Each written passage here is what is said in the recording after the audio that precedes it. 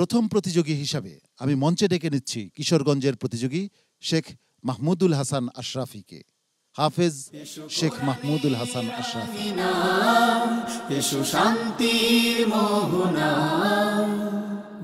আসসালামু আলাইকুম ওয়া রাহমাতুল্লাহি ওয়া বারাকাতুহু।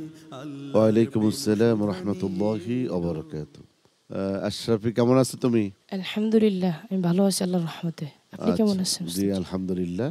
তো আমরা একটু তেলাওয়াত শুনবো তোমার কাছ থেকে মাহে রমাদানে, আমাদেরকে একটু তেলাওয়াত শোনাও। আউযু বিল্লাহি মিনাশ শাইতানির রাজীম। বিসমিল্লাহির রহমানির রহিম। আলিফ লাম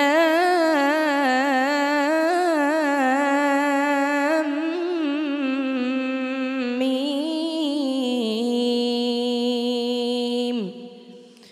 أحسب الناس أن يتركوا أن يقولوا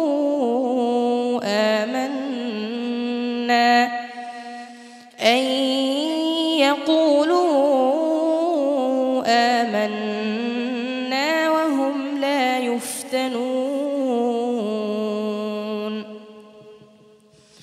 ولقد فتنا الذين من قبلهم فليعلمن الله الذين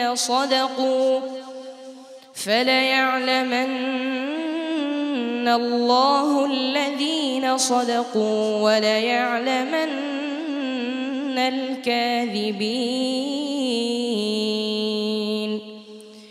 أم حسب الذين يعملون السيئات أن يسبقونا ساء ما يحكمون.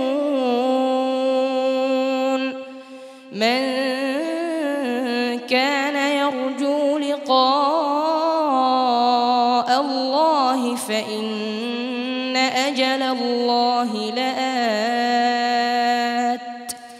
وهو السميع العليم.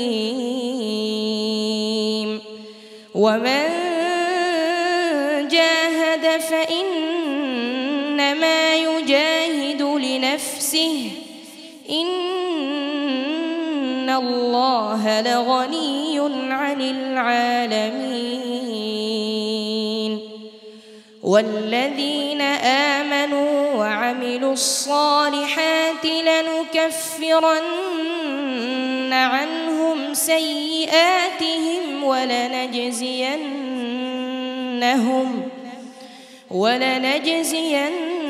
ولنجزينهم أحسن الذي كانوا يعملون.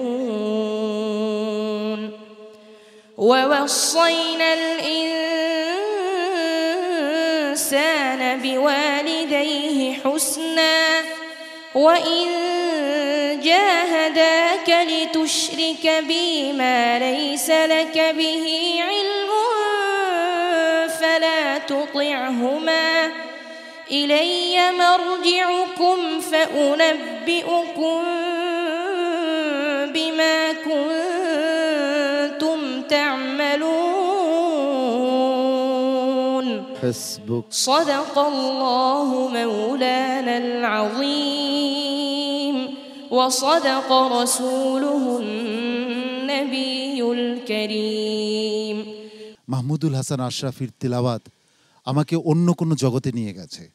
আমি জানি না সম্মানিত বিচারক মণ্ডলীর হৃদয়কে সে জয় করতে পেরেছে কিনা, কিন্তু আমি নিশ্চিত আমার হৃদয় দর্শকদের হৃদয় জয় করেছে মাহমুদুল হাসান আশরাফির এই চমৎকার তিলাওয়াত। সম্মানিত বিচারক হাফেজ মাওলানা আবু ইউসুফ, আপনি কি বলবেন মাহমুদুল হাসান আশরাফির আজকের এই পারফরমেন্স নিয়ে? আসলে আমি বাকরুদ্ধ। সত্যিকার অর্থে ওর বাবার প্রচণ্ড রকমের চেষ্টা যে এই প্রোগ্রামে তার ছেলে অংশগ্রহণ করার, একটা হৃদয়গ্রাহী তেলাওয়াত সে উপহার দিয়েছে। আল্লাহ রাব্বুল আলামিন তাকে অনেক দূর যাওয়ার তৌফিক দান করুন এবং ইসলামের অনেক বড় একজন স্কলার হবে, ইসলামের একজন দায়ী হবে, কোরআন দিয়ে সে বিশ্ব জয় করবে ইনশাআল্লাহ। কারি নাজমুল হাসান আন্তর্জাতিক পরিমণ্ডলে এই মাহমুদুল হাসান আশরাফিরা কি প্রতিনিধিত্ব করার যোগ্য নয়? চমৎকার তেলাওয়াত। শেখ আইয়ুব এবং আব্দুল ওয়ালি আরাকানির সুরকে সে একসাথে মিশ্রণ করে সুন্দর একটা তেলাওয়াত করেছে। এটা আমাদের জন্য অনেক গর্বের ব্যাপার। আমি ওর জন্য দোয়া করি। ও আসলে শুধু বাংলাদেশ নয়, বাহিরেও ভালো করবে ইনশাআল্লাহ। আন্তর্জাতিক পর্যায়ে প্রথম স্থান অধিকার করবে ইনশাআল্লাহ।